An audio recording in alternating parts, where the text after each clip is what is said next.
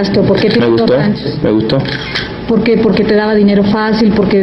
No, nada es fácil, señorita. July 2022, the Sinaloa Mountains witnessed what many considered the end of an era. The Mexican military arrested Rafael Caro Quintero, a veteran drug trafficker and one of the U.S. government's most wanted fugitives. Caro Quintero grew up in the state of Sinaloa and was among the co-founders of the Guadalajara cartel in the 1980s. ከግማሽ ምዕተ ዓመት በላይ በዘለቀው ዝርዝር የመጀመሪያው ሳይሆን 518ኛው ነው። አሁን ኤፍቢአይ በጣም እፈልጋቸዋለሁ ፈልጉና አፋልጉኝ ብሎ ገንዘብ ካንጠለጠለባቸው 10 ሰዎችም መጨረሻ ላይ የመጣ ነው። ከ10ሩ ሰዎች የአደንዛዥ እጽ ዋና ነጋዴነት ቅጥያ ያለው እሱ ነው። 100,000ና 200,000 ዶላር ከተለጠፈባቸው ተፈላጊዎች እጅግ ከፍ ያለ ገንዘብ የተለጠፈበትም እሱ ነው። ኤፍቢአይ በታሪኩ ካገኛችሁልኝ 20 ሚሊዮን ዶላር ሰጣችኋለሁ ያለው ለራፋኤል ካራ ኩንቴሮ ነው። አሜሪካም ሜክሲኮም ይፈልጉታል። እሱ ተውኝ ይላል። ታሪኩ ግን የሚያስተው አይመስልም። እንደውም የበለጠ ያስፈልጋል።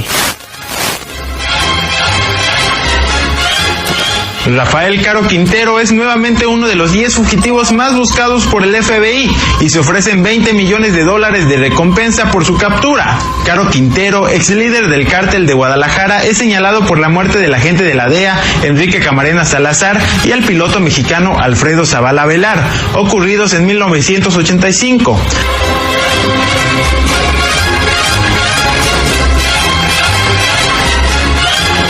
ገና ታዳጊ ያለ ጆርሄ ሉዊስ በተባለ ወንድሙ እርሻ ላይ እጽ አብቅሎ መሸጥ ጀመረ።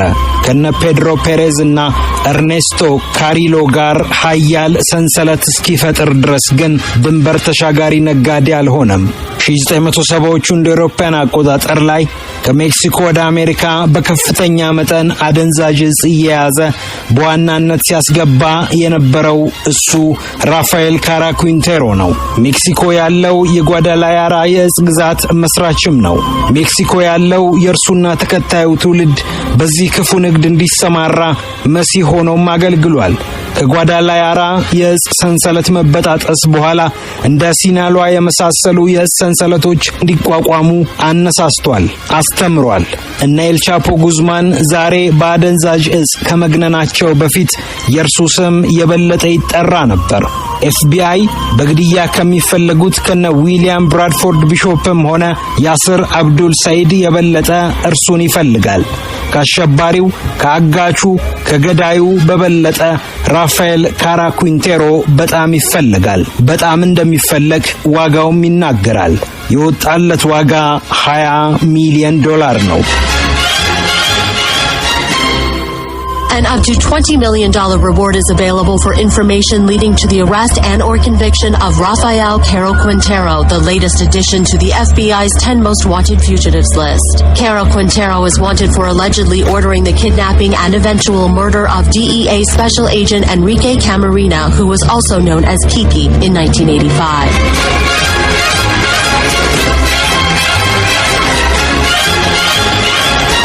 ሁለቱ አሜሪካውያን ጓዳላያራ በሚገኝ ሬስቶራንት ተቀምጠዋል። የግዛቲቱ አለቃ የመንግስት ከፍተኛ ባለስልጣን አይደለም።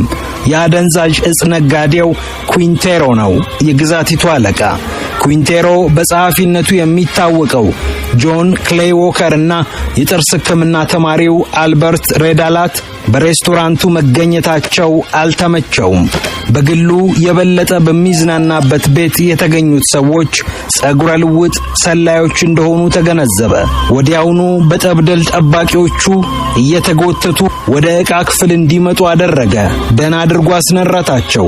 ጸሐፊው ወዲያው ሕይወቱ አለፈ። ተማሪው ወደ ጫካ ሲወሰድ ሞተ።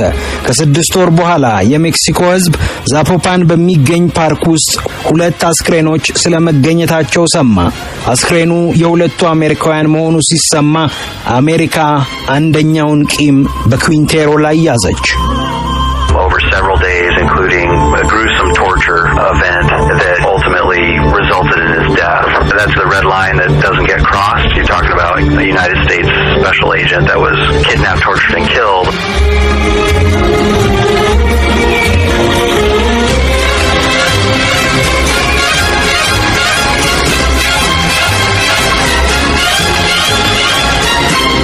ኤንሪኬ ካሜሬና ሳላዛር የአሜሪካ የጸረ አደንዛዥ እጽ ቢሮ ባልደረባ ነው። 1985 እንደ አውሮፓውያን አቆጣጠር ላይ ለሜክሲኮ ፖሊስ አንድ መረጃ ያቀብላል። ፖሊስ ቺቹሃ ባለው ኤል ቡፋሎ በመባል የሚታወቀው የእጽ እርሻን ይከባል። 10,000 ቶን የሚወጣውን እርሻ በሳት ያጋየዋል። የእርሻው ባለቤት ኃይለኛው የእጽ ነጋዴ ኩንቴሮ ነበር። ኩንቴሮ በተደረገው ነገር አበደ። በሳላዛርና በሜክሲኮ ፖሊሶች ላይ የግድያ ትዕዛዝ በጉልበተኛነቱ አወጣ። ሳላዛርን እንደፎከረ ያዘው፣ አሰቃይቶም ገደለው። ይሄኔ አሜሪካ ሁለተኛውን ቂም በኩንቴሮ ላይ ይዛለች።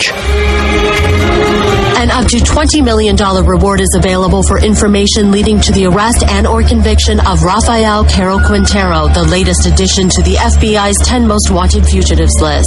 Caro Quintero is wanted for allegedly ordering the kidnapping and eventual murder of DEA Special Agent Enrique Camarena, who was also known as Kiki, in 1985. ኩንቴሮ ወደ ኮስታሪካ መሰደዱ አላዋጣውም። በኮስታሪካ ተይዞ ለሜክሲኮ ተላልፎ ተሰጠ።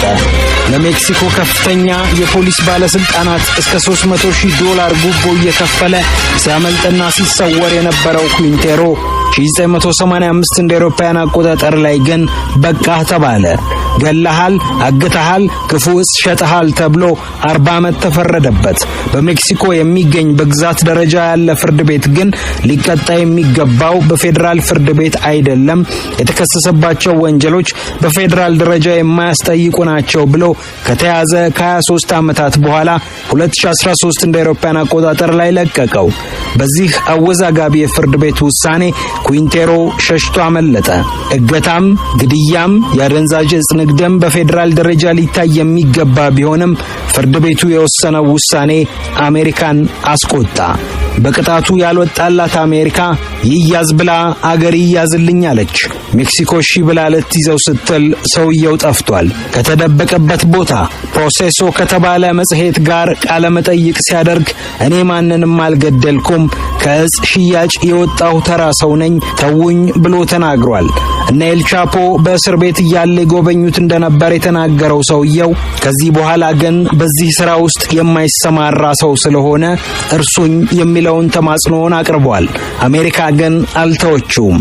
ሚያዝያ 2018 እንደ አውሮፓውያን አቆጣጠር ላይ ለዚህ ሰውዬ $20 ሚሊዮን እሰጣለሁ ያዙልኝ ብላለች። ኩንቴሮ ተውኝ ስላለ በቀላሉ አይተውምና።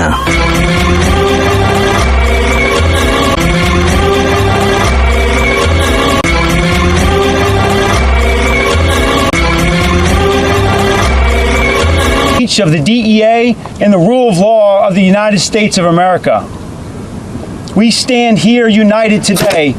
We will never forget, and we will fight on. The aging drug kingpin was known as the narco of narcos. Federal prosecutors called him one of the most notorious drug lords of the modern era. Caro Quintero was among 29 cartel leaders Mexico handed over to the United States under pressure from the Trump administration and days before U.S. tariffs are scheduled to go into effect.